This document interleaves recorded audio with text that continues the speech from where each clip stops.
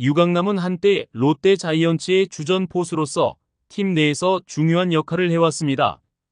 2022년 FA 시장에서 롯데와 계약한 유강남은 그 당시 롯데의 안방의 핵심 자원으로 기대를 모았고, 그의 합류는 롯데 팬들에게 큰 희망을 주었죠. 롯데는 그동안 포수진에서의 항상 불안정함을 겪었기 때문에 유강남의 영입이 팀의 안정을 가져다 줄 것이라는 기대가 있었는데요. 그러나 시간이 지나면서 유강남의 활약은 기대에 미치지 못하였습니다. 2023 시즌에는 그의 성적이 눈에 띄게 하락했고, 2024 시즌 중반에는 왼쪽 무릎 부상으로 인해 시즌 아웃 판정을 받았습니다. 이 부상으로 인해 유강남은 수술을 받았고 장기적인 재활이 불가피하게 되었습니다. 이러한 상황은 팀 내에서 유강남의 입지를 크게 약화시켰는데요.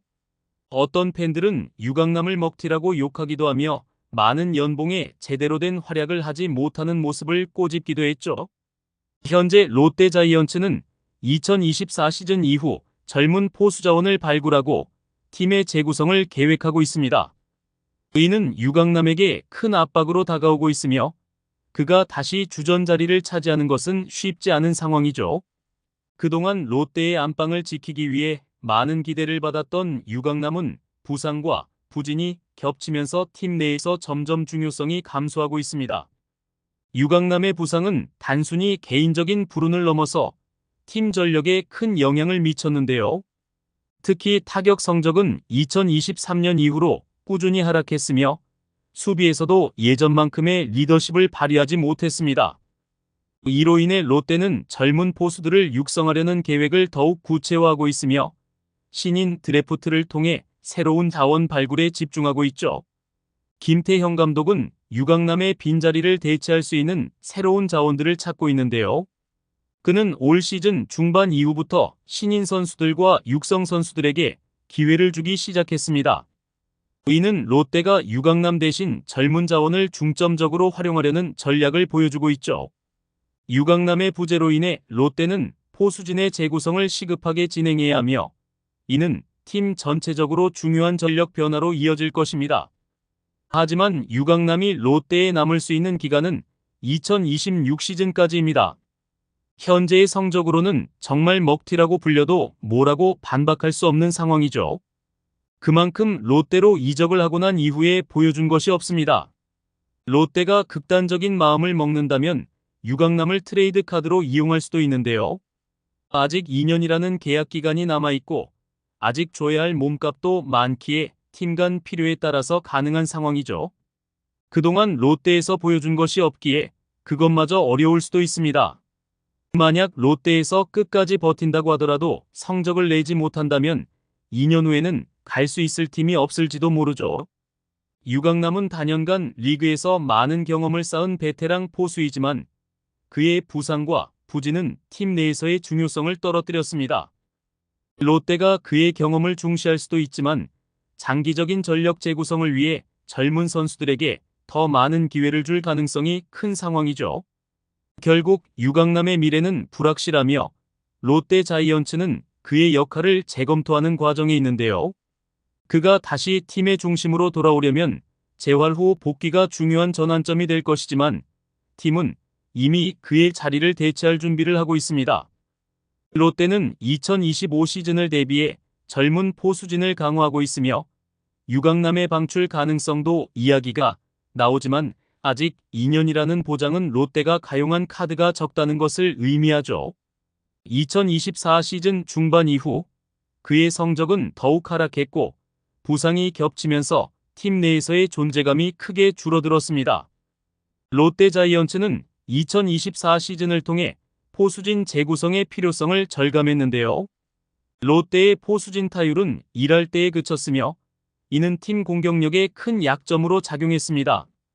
유강남뿐만 아니라 손성빈, 정보곤 등 기존의 백업 포수들 역시 팀의 기대에 부응하지 못했습니다. 올 시즌 활용했던 주력 포수 자원들 중에 제대로 활약을 했던 선수가 없는데요. 정보군의 타율 2할 2푼 6리, 손성빈의 타율 1할 9푼 7리, 유강남의 타율이 1할 9푼 1리로 포수만 비교한다면 최약체로 분류되는 상황이죠. 롯데가 정규 시즌 타격에서 3할 1리의 기아에 이어 2할 8푼 5리로 2위를 기록하는 팀이기에 포수진의 부진은 정말 뼈아팠던 상황입니다. 이로 인해 팀 전체적으로 포수진의 불안정성이 계속해서 문제가 되었고, 롯데는 2025 시즌을 대비한 대대적인 재정비를 계획하게 되었는데요.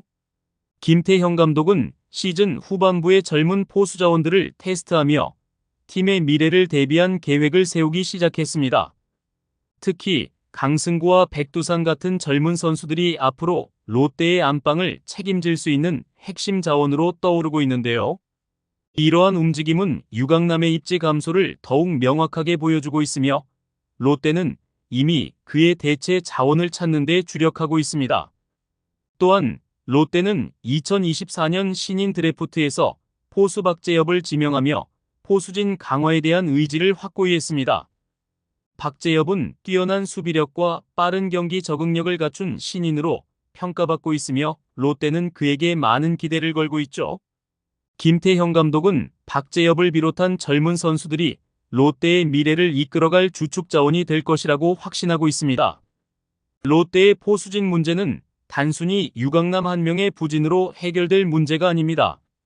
롯데는 포수진 전반에 걸쳐 새로운 방향을 모색하고 있으며, 이를 해결하기 위해 젊은 포수들을 육성하는 데 중점을 두고 있습니다.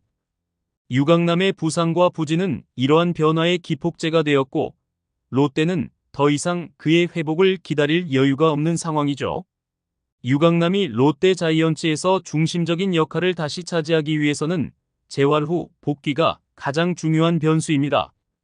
그러나 그의 복귀가 성공적으로 이루어지더라도 팀이 이미 새로운 포수진 구성을 위한 계획을 세우고 있다는 점에서 그의 입지는 여전히 불안정하죠.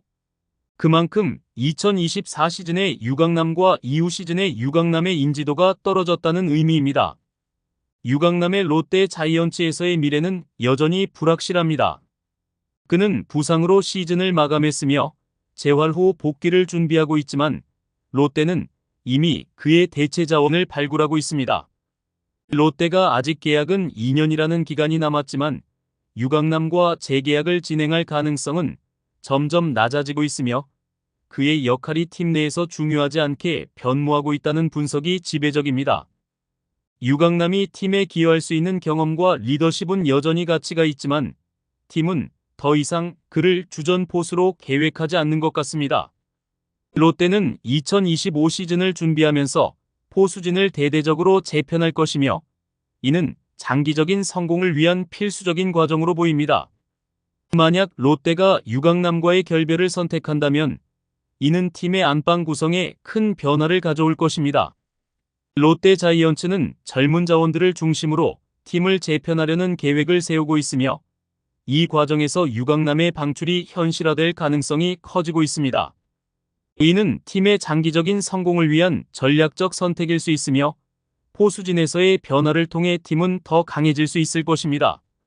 롯데의 올 시즌은 이미 마무리가 되었지만 포스트 시즌 진출팀보다 더 빠르게 준비할 수 있다고 생각해야 합니다. 그래서 내년 2025 시즌에는 올 시즌과는 다른 롯데가 되기를 기대합니다. 시청해주셔서 감사합니다. 지금 구독 누르시면 행운이 찾아갑니다.